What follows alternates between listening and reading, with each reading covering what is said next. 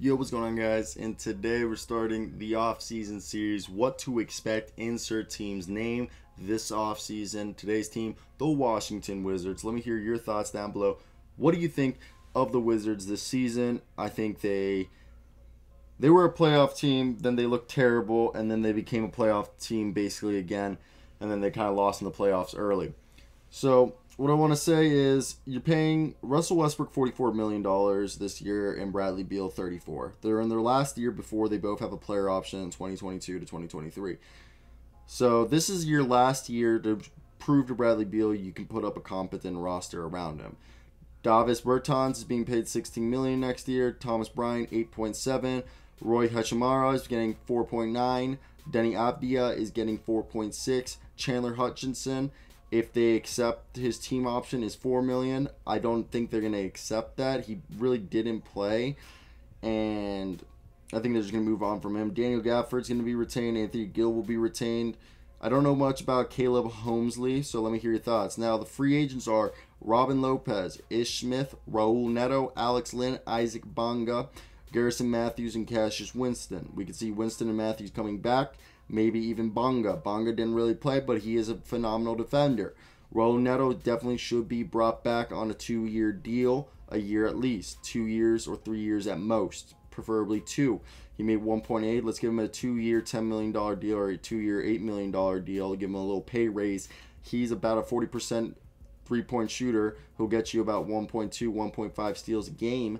And he's a guy who can assist, be a secondary ball handler. He worked really nice with Russell Westbrook and Bradley Beal in the starting lineup.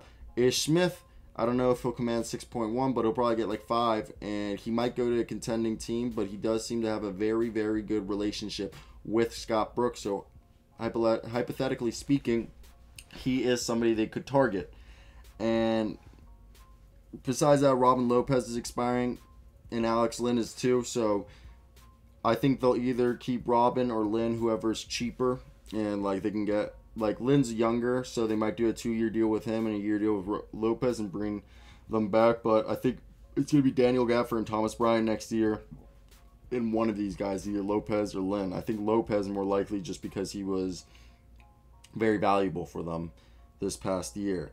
Now, upcoming NBA free agents is where we could talk about them making their most noise. And they have the 15th pick in the draft. If they want to continue looking at a center, Alperen Sengun